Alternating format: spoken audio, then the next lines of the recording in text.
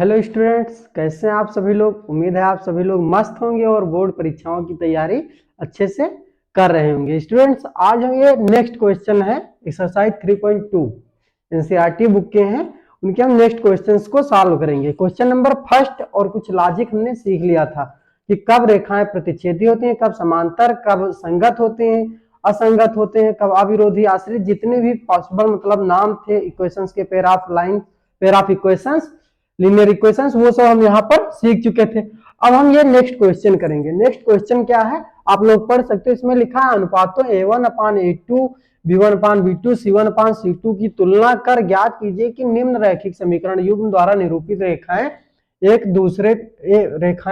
एक बिंदु पर प्रतिच्छेद करते हैं, समांतर है अथवा संपाती है। ये हमसे पूछा गया कि आप ये निकालो, फिर इन्हीं से बताओ कि एक बिंदु पर प्रतिच्छेद करेंगे, समांतर होंगी या फिर संपाती होंगी।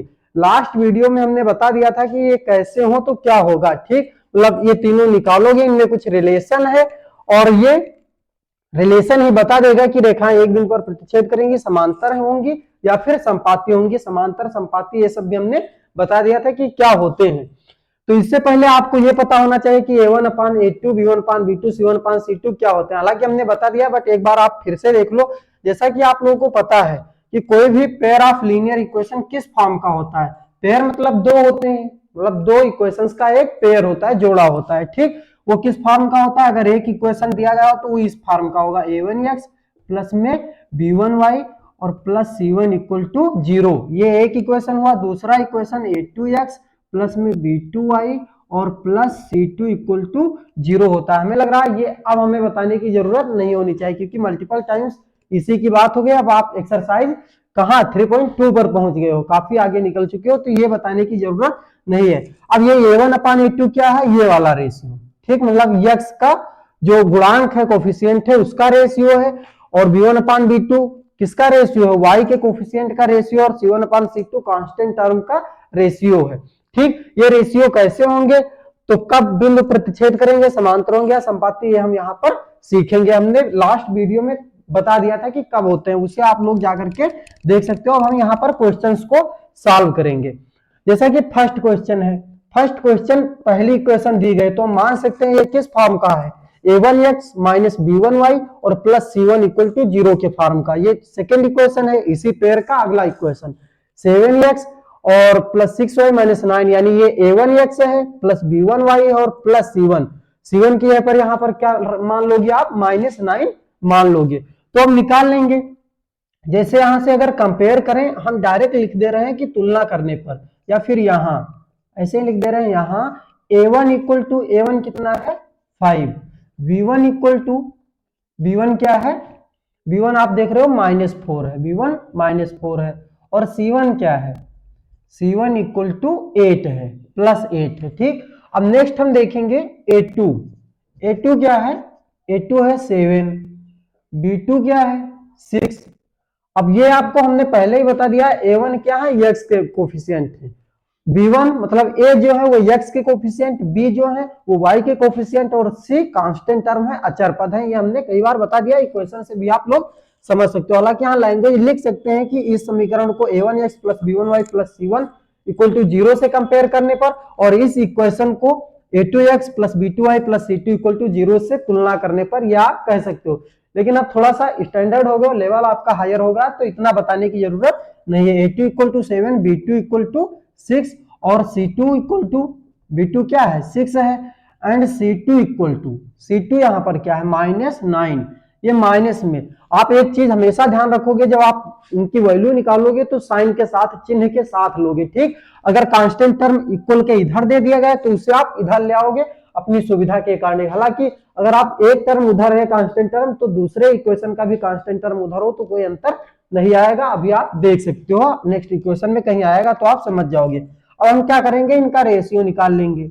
अब A1/A2 अगर आप निकालो, A1/A2, तो A1 क्या है 5 और A2 7, तो A1/A2 क्या निकला है 5/7, ठीक। और B1/B2 निकालोगे, B1/B2, तो B1 क्या है -4, B2 क्या है 6, डिवाइड कर दो, 2 2 जा और 2 3 जा, तो ये क्या आ जाएगा -2/3।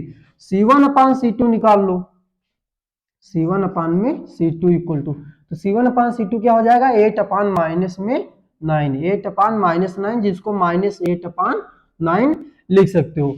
तो आप देख रहे हैं यहाँ पर A1 अपान A2 और B1 अपान B2 ही इक्वल नहीं है, ये 5 अपान 7 है, माइनस 2 अपान 3 है। वैसे ही अब यहाँ पर आप कहोगे कि सर कैसे पता चलेगा इनके, तो हम डिनोमिनेटर यानी हर बराबर करेंगे तब पता चलेगा बराबर है या फिर नहीं। ये निगेटिव है और ये पॉजिटिव है, एक धनात्मक और एक ऋणात्मक, दोनों कैसे बराबर हो सकते हैं, इनका मॉड यानी निरपेक्ष मान बराबर होगा लेकिन ये बराबर नहीं होंगे। तो यहां आप देख सकते हो यहां A1 upon A2 is not equal to B1 upon B2।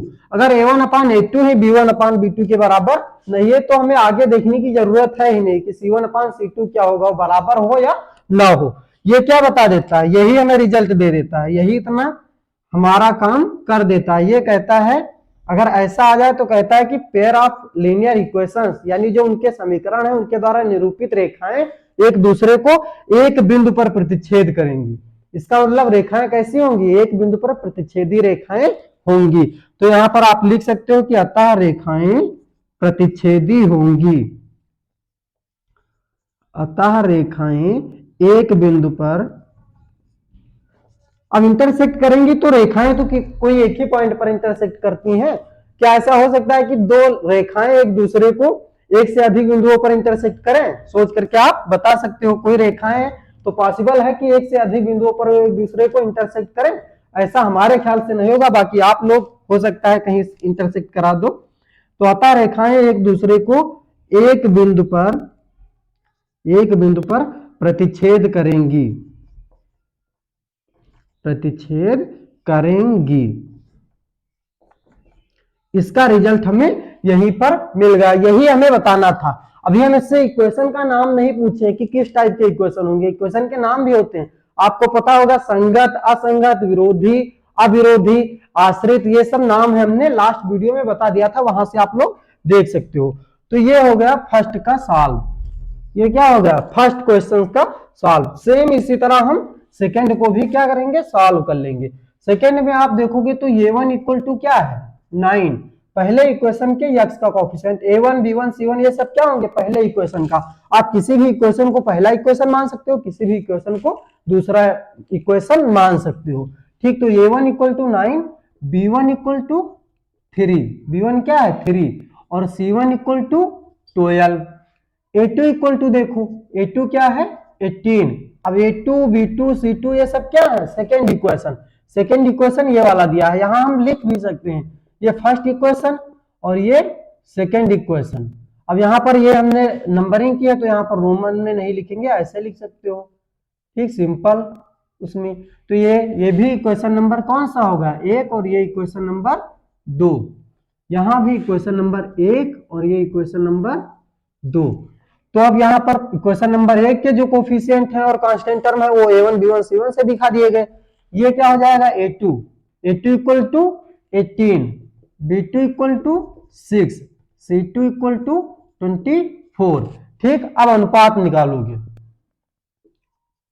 अब A1 अपान A2 निकालो, A1 अपान में A2, A1 अपान A2 क्या आएगा 9 अपान में 18, 9 1 जा 9, 9 2 जा 18, क्या होगा 1 अपान 2, ये होगा 1 अपान 2। अब देखेंगे B1 upon B2, B1 upon B2 क्या निकलेगा 3 अपान 6, और 3 1 जा 3, 3 2 जा 6, ये भी क्या आ गया 1 अपान 2। C1 अपान C2 देखेंगे, C1 अपान C2 क्या है 12 अपान में 24, 12 1 जा 12, 12 2 जा 24, ये भी क्या आ गया 1 अपान 2, तीनों इक्वल आ रहे हैं। यहां पर आप देखोगे कि A1 अपान में A2 इक्वल टू B1 अपान में B2 इक्वल टू C1 अपान में C2, तीनों आ रहे हैं इक्वल, तीनों क्या आ रहे हैं इक्वल आ रहे हैं। यहां लिख सकते हो कि यहाँ छोटा सा यहाँ हम लिख दे रहे हैं, आप लोग पढ़ लोगे, हालांकि इतनी लैंग्वेज लिखने की जरूरत नहीं, बट हो गया A1 upon A2 equal to B1 upon B2 equal to C1 upon C2, और तीनों किसके इक्वल हैं, तीनों 1 अपान 2 के इक्वल हैं। तो आप देख रहे हो कि तीनों इक्वल हो जाए, और आपको कंडीशन पता होगा, जो स्टूडेंट्स हमारा लास्ट वीडियो देखे पिछला वीडियो, वो पता होगा उनको कि ये किस कंडीशन की है, मतलब ऐसा किस कंडीशन में होता है, ऐसा होता है जब रेखाएं संपाती हों। संपाती मतलब एक दूसरे पर ही लाई करें। तो इस कंडीशन में क्या होगा, रेखाएं संपाती होंगी, अतः रेखाएं संपाती होंगी, अतः रेखाएं संपाती होंगी। अभी नेक्स्ट क्वेश्चन में आप लोगों को थोड़ा सा और पूछा जाएगा इसी पर बेस्ड, रेशियो यही निकालना होगा लेकिन हो सकता है उनके नाम पूछे सेकेंड इक्वेशन में, मतलब नेक्स्ट वाले, सेकेंड तो यही है, नेक्स्ट क्वेश्चन में तो हम उसको भी सॉल्व करेंगे। तो ये हो गया आपका सेकेंड इक्वेशन का, सेकेंड क्वेश्चन का सॉल्व, सेकेंड के सेकेंड का। अब ये सेकेंड का थर्ड पार्ट है, इसको सॉल्व करेंगे। यहां भी सेम प्रोसेस है, सबके लिए कुछ एक्स्ट्रा नहीं करना है आप लोगों को। a1 equal to 6, b1 equal to -3, c1 equal to 10, आप देख रहे हो ये सब। फिर a2 इक्वल टू, a2 क्या है 2, b2 क्या है, ये सब कामा है, यहां पर कुछ और नहीं है, b2 इक्वल टू -1, और c2 क्या है, c2, ये c2 है ना, तो c2 इक्वल टू 9, c2 क्या हो गया 9 हो गया।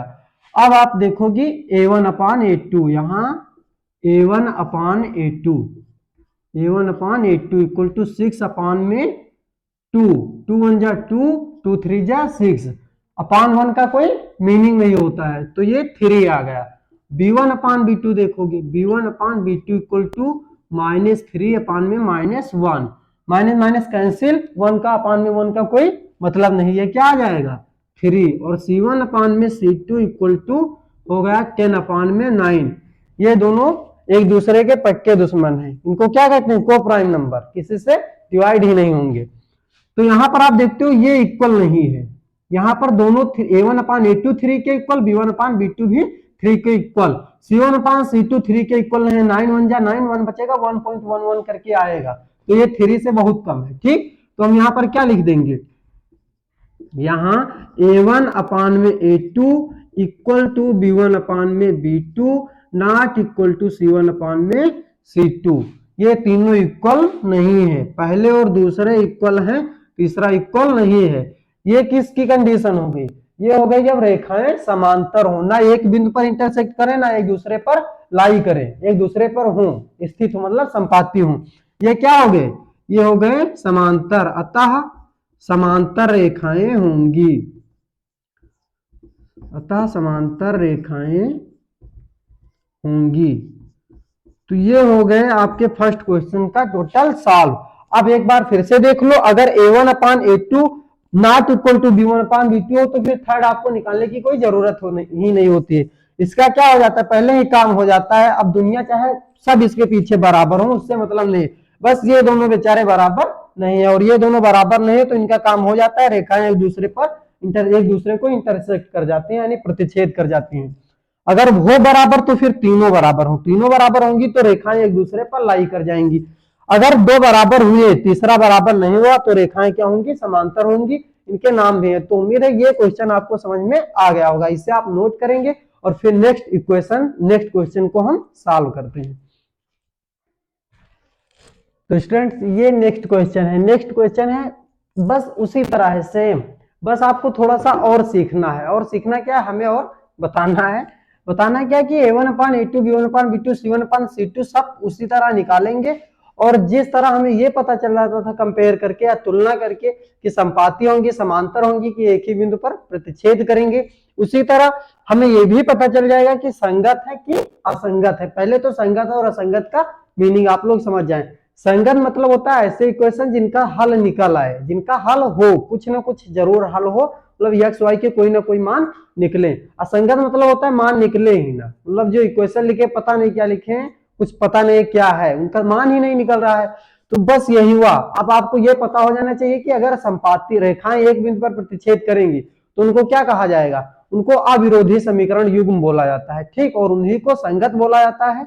और उसमें क्या होता है, एक हल निकलता है। संपाती रेखाएं होती है तो तीनों बराबर होते हैं, तीनों रेशियो, और उनको भी क्या कहा जाता है, आश्रित समीकरण युग्म कहा जाता है। और वो भी संगत होते हैं क्योंकि हल उनका भी निकलता है। वो अलग की बात है कि एक से तमाम हल यानी एक से अधिक हल निकलते हैं, लेकिन हल तो निकलते हैं, इसीलिए वो भी संगत कहलाते हैं। हालांकि एनसीईआरटी बुक में या और कहीं हर जगह ये नहीं लिखा होता है कि ये भी संगत कहलाते हैं, बट हमने कई जगह पढ़ा तो हमें पता चला कि ये भी संगत ही होते हैं, और ऐसे आप कॉमन सेंस लगाकर भी बता सकते हैं कि ये सॉल्व निकल रहा है इसलिए संगत वो कहे जाएंगे। तो अब हम एक एक करके सॉल्व करेंगे। ये कौन सा है? First question.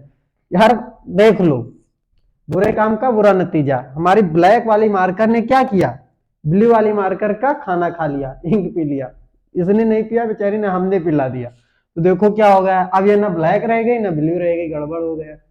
चलो ठीक है, खैर रिकवर हो जाएगी धीरे धीरे, इलाज इलाज चलेगा। तो एक फर्स्ट है, फर्स्ट को हम सॉल्व करेंगे। फर्स्ट इक्वेशन क्या है? 3x plus 2y। और हमने बताया था आप एक फॉर्म में, एक ही फॉर्मेट में हर क्वेश्चन को सॉल्व करो। ये c की कांस्टेंट टर्म इधर दिया गया है, मतलब इक्वेशन के लेफ्ट साइड में, तो राइट साइड में, तो उसे क्या करो लेफ्ट साइड में है, यानी उसी फॉर्मेट में कर लो जिस फॉर्मेट में आपने स्टैंडर्ड इक्वेशन पढ़ा है। स्टैंडर्ड इक्वेशन आपने इस फॉर्म में नहीं पढ़ा है, a1x plus b1y equal to c1, ऐसा आपने नहीं पढ़ा है। तो इसीलिए इसको आप ऐसा बना लो कि c1 को इधर, यानी जो कांस्टेंट टर्म है उसको इधर ले आओ, a1x प्लस b1y और प्लस c1 इक्वल टू 0, इधर आप 0 ही रखो, ये आपके लिए ज्यादा सही रहेगा। हालांकि इससे भी निकल सकता है, लेकिन उसके लिए कंडीशन है कि दोनों, अगर एक c1 बाहर है तो दूसरे इक्वेशन का भी c1 क्या होना चाहिए, यानी कांस्टेंट टर्म बाहर होना चाहिए, ये आपको ध्यान रखना है। लेकिन कंफ्यूज ना हो इसलिए हम क्या करेंगे, 5 को इधर ही ले आएंगे, 3x प्लस 2y और प्लस 5 है, इधर आकर के क्या हो जाएगा -5 और इक्वल टू ये हो जाएगा 0। इसको हम मान लेते हैं इक्वेशन नंबर 1। ये क्या है? इक्वेशन नंबर 1 है। सेकेंड क्या है? 2x माइनस में 3y और इधर भी प्लस 7 इक्वल टू 7 है, इधर आएगा -7 और इक्वल टू 0, इधर 0 बचेगा। ये होगा equation number 2। Equation number first के जो कोफिशिएंट होंगे वो a1 b1 और कांस्टेंट टर्म c1 होगा, और इधर a2 b2 और कांस्टेंट टर्म c2 होगा। a1 इक्वल टू क्या है? 3, b1 इक्वल टू 2।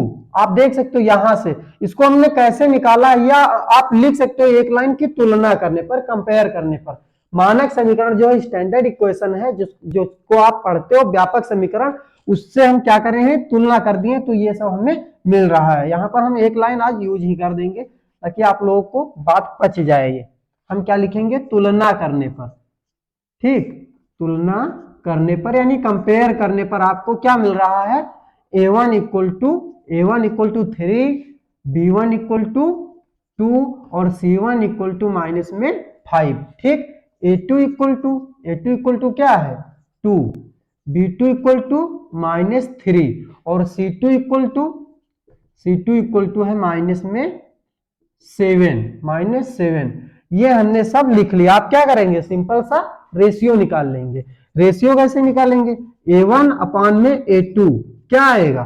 3 अपान में 2, यही तो आया। b1 अपान में b2 निकालो, b1 upon b2 equal to 2 अपान में -3, जिसको -2 अपान 3 लिख सकते हो, फालतू का बकवास चीज है। ठीक है, तो ये 3 अपान 2, ये -2 अपान 3। वैसे ये देख रहे हो ये पॉजिटिव ये निगेटिव। अब अगर a1 upon a2 not equal to b1 upon b2 है तो c1 अपान c2 निकालने की जरूरत ही नहीं है। इसका घर बेचारे का पहले ही उजड़ गया, ये पहले ही दोनों बराबर नहीं है। अब दुनिया पीछे पूरा बराबर हो, सब बराबर हो, उससे कोई मतलब नहीं है। ठीक, ये दोनों बराबर नहीं, हालांकि हम आपको निकाल कर दिखा दे रहे हैं। c1 अपान c2 क्या होगा, तथा c1 अपान में c2 इक्वल टू क्या आएगा? -5 अपान में -7, माइनस कैंसिल हो जाएगा, 5 अपान में 7, कोई भी बराबर नहीं है। इन दोनों से मतलब है, यही दोनों बराबर ना हो तो आपको सब कुछ बता देते हैं बेचारे। a1 upon a2 not equal to b1 upon b2। अब ये दोनों, अब यहां से आप सब कुछ पढ़ जाओगे। ये दोनों बराबर नहीं है, और ये दोनों बराबर नहीं है तो ये तुरंत बता देते हैं कि हम अविरोधी समीकरण युग्म है, और इन्हीं को क्या कहा जाता है? संगत समीकरण युग्म। इसको अविरोधी भी कहते हैं। ठीक, अविरोधी समीकरण युग्म या फिर संगत समीकरण युग्म, ये हमने नोट करवा दिया था। और इसी कंडीशन में आप पिछले क्वेश्चन में देख चुके हो कि यही कंडीशन होता है तो रेखाएं क्या होती हैं? एक बिंदु पर प्रतिच्छेद करती हैं। तो यहां पर लिखोगे अतः समीकरण युग्म संगत, इसी को बोलते हैं। अगर ऐसी कंडीशन हो संगत या फिर अविरोधी, इसको क्या बोलते हैं? संगत या फिर अविरोधी समीकरण युग्म होंगे। अतः समीकरण युग्म संगत या फिर अविरोधी समीकरण युग्म होंगे। 2 बार समीकरण युग्म हो गया है, हटा दे रहे हैं यार। ये क्या होगा, ये समीकरण युग्म संगत होंगे या फिर इनको अविरोधी भी बोला जाता है। क्या बोलते हैं, अविरोधी। ये होगा फर्स्ट क्वेश्चन। सेकंड क्वेश्चन को भी हम इसी तरह से सॉल्व कर सकते हैं। सेकंड इक्वेशन क्या लिखा है, ये 2x minus 3y, 2x minus में 3y और इक्वल टू 8 है। इधर भी 8 को इधर ले आते हैं तो ये क्या हो जाएगा, -8 इक्वल टू 0। और ये 4x माइनस 6y और +9 है इधर आकर के -9 इक्वल टू 0। तुलना करने पर जब आप कंपेयर करोगे तो क्या हो जाएगा, तो a1 equal to 2, b1 equal to minus में 3, b1 क्या है -3, c1 इक्वल टू -8, c1 आ गया आपका -8 और b1 sorry a2 equal to, अब a2 पर जुटोगी 2 वाले तो a2 equal to 4, b2 equal to -6, c2 equal to -9। अब यहां रेशियो निकालो, a1 अपान में a2 लिख देते हैं। अब a1 अपान में a2 इक्वल टू 2 अपान 4, 2 1 जा 2, 2 2 जा 4, क्या आ गया 1 upon 2। b1 upon b2, b1 upon b2 equal to, b1 upon b2 क्या आएगा, -3 अपान में -6, माइनस माइनस कैंसिल, 3 1 जा 3, 3 2 जा 6, ये क्या आया 1 अपान 2। c1 अपान c2 इधर ही निकाल देते हैं, c1 अपान में c2 क्या आएगा, -8 अपान में -9, जिसको 8 अपान 9 लिख सकते हैं। माइनस माइनस कैंसिल, ये भी एक दूसरे के जानी दुश्मन है, दोनों को प्राइम है। ऐसा कोई नंबर नहीं जो दोनों को डिवाइड कर जाए। ये दोनों कहते हैं तुमको करेगा तो हमको नहीं, जो तुमसे मतलब रखेगा हमसे नहीं, हमसे रखेगा तुमसे नहीं। तो ये दोनों क्या हो जाएंगे, को प्राइम, और एक किसी से डिवाइड नहीं होंगे, मीन्स इसकी वैल्यू 8 अपान 9 ही रहेगी। यहां देख सकते हो, अतः a1 upon a2, a1 upon a2 तो इक्वल है b1 अपान b2 के, दोनों 1 अपान 2 के इक्वल आ रहे हैं। a1 upon a2 equal to b1 upon b2, a1 upon a2 equal to b1 upon b2, but not equal to c1 upon c2। लेकिन आप देख रहे हो कि c1 अपान c2 इक्वल नहीं है। ये किसकी कंडीशन है, ये कंडीशन है जब रेखाएं क्या हो, समांतर हो, और समांतर होंगी तो उनका कोई हल नहीं, तो समीकरण युग्म क्या कहलाएंगे, विरोधी समीकरण युग्म। और विरोधी समीकरण युग्मों को ही क्या बोलते हैं, असंगत समीकरण युग्म बोला जाता है। ठीक, तो इसको क्या कहेंगे, इसलिए समीकरण युग्म विरोधी, इसको क्या बोलते हैं, विरोधी। यहां पर एक्स्ट्रा भी हम बता दे रहे हैं, विरोधी बोला जाता है, विरोधी या फिर असंगत, विरोधी या फिर असंगत होंगे।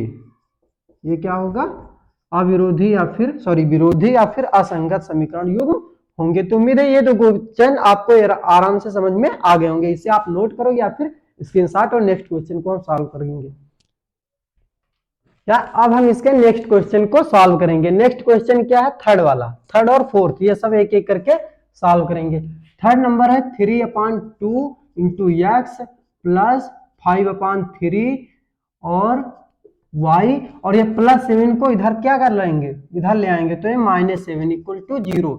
ये इक्वेशन नंबर फर्स्ट हो गया। ठीक, इसको क्या मान लेते हैं, 1 नंबर। और फिर सेकेंड वाला क्या है, 9x माइनस 10y और +14 इधर आएगा -14 इक्वल टू 0। ये हो गया सेकेंड। ठीक, या सब रोमन में लिख देते हैं, बड़ी बेकार आदत है। ये सेकेंड हो गया। ठीक, अब तुलना करने पर, जब आप कंपेयर करोगे, तुलना करने पर, तो a1 इक्वल टू क्या है, a1 इक्वल टू 3 अपान में 2, b1 इक्वल टू 5 अपान में 3, c1 इक्वल टू माइनस में 7। ठीक, अब a2 इक्वल टू क्या है 9, b2 इक्वल टू माइनस में 10 और c2 इक्वल टू -14। ये होगा। अब सबके रेशियो निकालेंगे। अब a1 अपान a2 क्या आएगा, 3 अपान 2, और यहीं पर डिवाइड रेशियो कैसे निकालते हैं, डिवाइड कर देते हैं। तो इसको अगर हम अपान में 9 लिखें, इसको हम थोड़ा सा ऐसे लिख देते हैं 3 अपान में 2 और अपान में 9, ये होगा a1 और ये होगा a2, a1 अपान a2। इसको क्या लिखेंगे 3 अपान 2 और इंटू में 1/9 हो जाएगा। इसको अपान 1 लिख सकते हैं, उलट जाएगा तो 1 अपान 9 हो जाएगा। 3 1 जा 3, 3 3 जा 9, 1 1 जा 1 अपान में 2 3 जा 6, क्या आ गया 1 अपान 6। b1 अपान b2 देखेंगे, b1 upon b2, b1 upon b2 भी उसी तरह, b1 क्या 5 अपान 3, b1 5 अपान 3 और b2 क्या है, b2 है माइनस में 10, तो ये क्या आएगा, इसको भी उसी तरह उलट देंगे 5 अपान 3 और इसे अपान 1 लिख सकते हैं, -1 अपान 10 हो जाएगा। तो -1 अपान में 10, 5 1 जा 5, 5 2 जा 10, ठीक। ये भी आएगा 1 अपान 6, लेकिन यहां ये आ गए मिस्टर निगेटिव जी, ये आ गए, ठीक। अब ये पॉजिटिव और ये निगेटिव दोनों क्या होंगे, इक्वल होंगे, इक्वल नहीं होंगे, इनके मान यानी निरपेक्ष मान इक्वल होंगे। फिर आप देख रहे हो यही दोनों इक्वल नहीं तो तीसरा बार बार कहते हैं निकालने की कोई जरूरत ही नहीं है, लेकिन आप नहीं मान रहे हो तो हम निकाल देंगे। C1 upon C2 equal to -7 अपान में -14, ये बेचारे कुछ नहीं आ रहे हैं, ये 1 अपान 2 आ रहे हैं, दुनिया इधर है ये उधर है। यहां देखोगे यहां a1 upon a2 not equal to b1 upon b2, ये दोनों बराबर ना हो तो बाद में चाहे जो हम देखते ही नहीं है कुछ।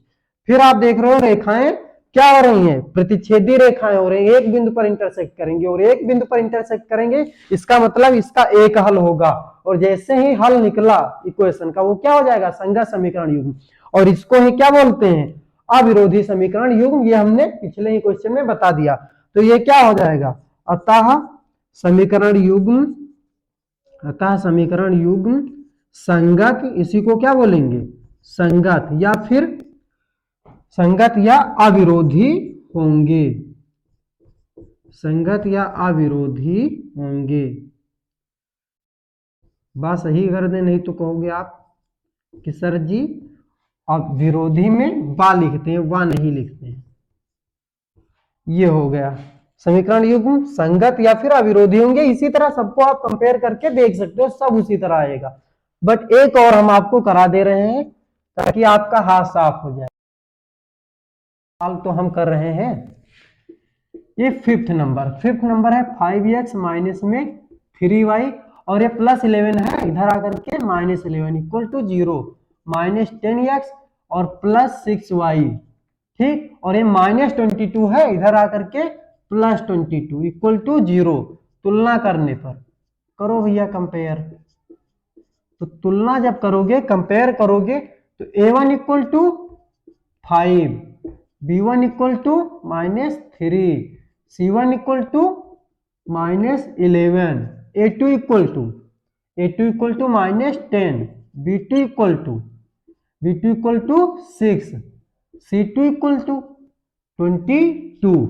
रेशियो निकाल लो a1 upon a2, a1 upon a2 क्या आएगा 5 अपान में -10, 5 1 जा 5, 5 2 जा 10 इक्वल टू -1 अपान 2, ठीक।